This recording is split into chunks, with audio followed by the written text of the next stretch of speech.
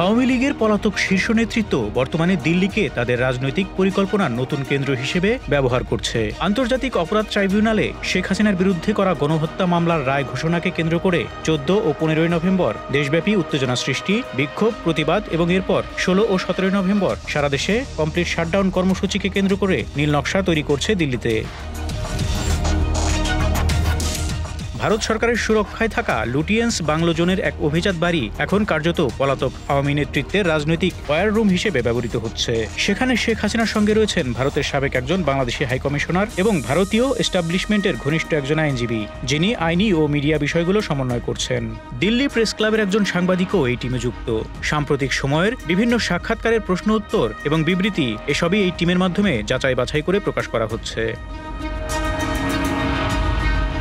দিল্লির গোপন বাসভবনে গত 11 নভেম্বর সন্ধ্যা 6টা থেকে রাত 10টা পর্যন্ত টানা 4 ঘণ্টার এক উচ্চ পর্যায়ের বৈঠক অনুষ্ঠিত হয়। বৈঠকে অংশ নেন পলাতক আওয়ামী নেতৃত্ব এবং আইন শৃঙ্খলা রক্ষাকারী বাহিনীর সাবেক বহু প্রভাবশালী কর্মকর্তা।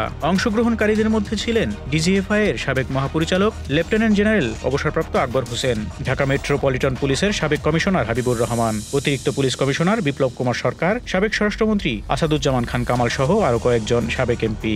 ওই বৈঠকে মূলত 3টি বিষয়ে দীর্ঘ আলাপ হয়। গুম প্রসিকিউশন চার্জে শীর্ষ নেতৃত্ব ও সাবেক কর্মকর্তাদের অন্তর্ভুক্তির পরবর্তী করণীয় কি হবে, জাতীয় নির্বাচনের আগে কিভাবে দেশে আইন শৃঙ্খলা অবনতি ঘটিয়ে পরিস্থিতিকে উত্তপ্ত করা যায় এবং কোন কোন এলাকায় দলকে সংগঠিত করে নতুন করে অস্থিরতা ছড়ানো সম্ভব।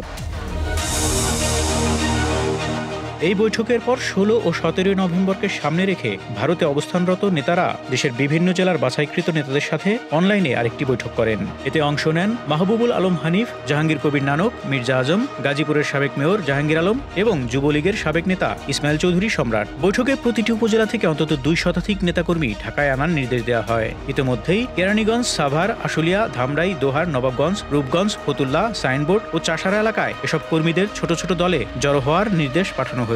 তবে আন্দোলনের তহবিল যোগানকে কেন্দ্র করে পলাতক নেতৃত্বের ভেতর ব্যাপক অসন্তোষ দেখা দিয়েছে। অনেকেই নিজেরা টাকা খরচ করতে অনীহা প্রকাশ করেছেন। তাদের দাবি, গত 1 দশকে যারা অরাজনৈতিক সুবিধা নিয়ে হাজার হাজার কোটি টাকা বিদেশে পাচার করেছে বা বড় ব্যবসার নামে বিপুল সম্পদ গড়েছে, আন্দোলনের অর্থায়ন করার দায়িত্ব তাদেরই নেওয়া উচিত। এই পুরো নাশকতার পরিকল্পনা বাস্তবায়নের জন্য শেখ হাসিনা 8 বিভাগে আলাদা আলাদা সমন্বয়ক নিয়োগ দিয়েছেন। ঢাকায় অস্থিরতা তৈরির মূল দায়িত্ব দিয়েছেন সাবেক স্বরাষ্ট্রমন্ত্রী আসাদুজ্জামান খান কামালকে। তাকে সাহায্য করছেন পুলিশের পলাতক অতিরিক্ত আইজি মনিরুল ইসলাম ও ডিএমপির সাবেক কমিশনার হাবিবুর রহমান, এসএসএফ এর সাবেক ডিজি লেফটেন্যান্ট জেনারেল অবসরপ্রাপ্ত মুজিবুর রহমান এবং লেফটেন্যান্ট জেনারেল অবসরপ্রাপ্ত আকবর হোসেনের মতো সাবেক উচ্চ পর্যায়ের সেনা কর্মকর্তারাও এই সমন্বয়ে যুক্ত আছেন। বিভাগের সমন্বয়ক হিসেবে ঢাকার দায়িত্ব দেওয়া হয়েছে যুবলীগের সাবেক সভাপতি ইসমাইল চৌধুরী সম্রাটকে। তবে গাজীপুরকে কৌশলগতভাবে গুরুত্বপূর্ণ বিবেচনা করায় সেখানে আলাদা দায়িত্ব দেওয়া হয়েছে সাবেক মেয়র জাহাঙ্গীর আলমকে।